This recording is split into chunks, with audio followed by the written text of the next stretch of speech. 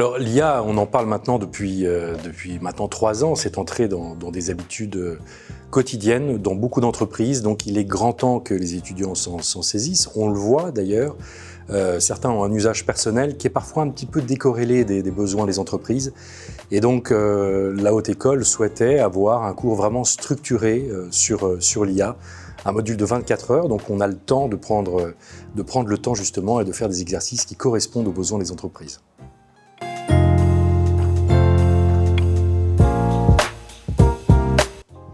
Alors dans ce cours, les étudiants apprennent déjà à démystifier l'IA, à comprendre ce que c'est l'IA générative et ce que ça n'est pas. Parce que parfois on a le sentiment d'avoir face à soi un espèce d'être omniscient, un futurologue, alors que ça n'est pas le cas.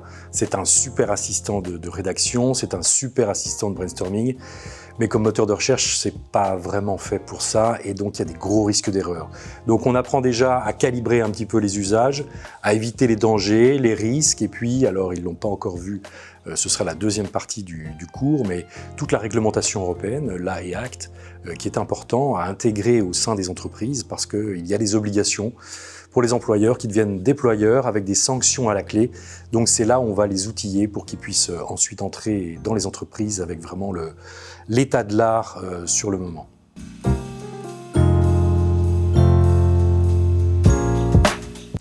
Alors dans ce cours sur l'IA, on apprend évidemment l'art du prompt, même si c'est pas si compliqué que ça. Il suffit d'avoir une vue un petit peu structurée d'un briefing. Je le compare souvent d'ailleurs à un briefing qu'on va faire à un étudiant justement ou à un stagiaire.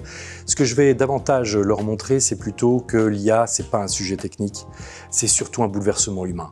Et donc, au sein des organisations dans lesquelles ils sont susceptibles de travailler, il va y avoir des trains qui vont aller à des vitesses différentes, avec des tensions dans les équipes. Donc, c'est sur ce point de la transformation, du change management, que j'ai vraiment envie de les emmener.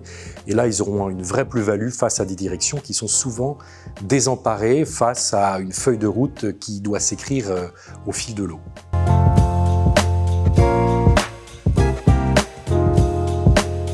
Alors, les intelligences artificielles génératives, j'insiste là-dessus, elles génèrent du texte, elles génèrent du son. Ces IA génératives, c'est bien sûr un danger et une opportunité pour ces assistants de direction. C'est tout à fait le cours d'aujourd'hui, justement.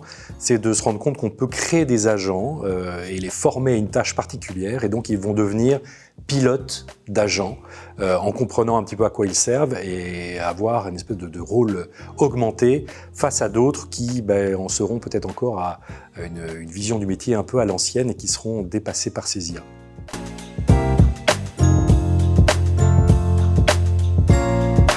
Alors beaucoup d'entreprises, c'est vrai, sont assez désemparées face à l'arrivée de l'IA. Alors 3 ans, c'est beaucoup et peu à la fois. Qu'est-ce que je pourrais conseiller? En tout cas, qu'est-ce que je vois? Commencer par un inventaire. Faites déjà un état des lieux. Qui utilise quoi? Est-ce que vous en êtes à 20% de vos employés qui utilisent déjà de l'IA? Là, il est grand temps de s'y mettre parce que si chacun, avec son propre bon sens, commence à décider ce qu'il peut faire ou pas avec l'IA, il y a un danger. Si en revanche, vous n'êtes qu'à 1, 2, 5% de vos employés qui utilisent de l'IA, alors certes, l'urgence est moins là. En revanche, tout le processus de transformation va être beaucoup plus lourd.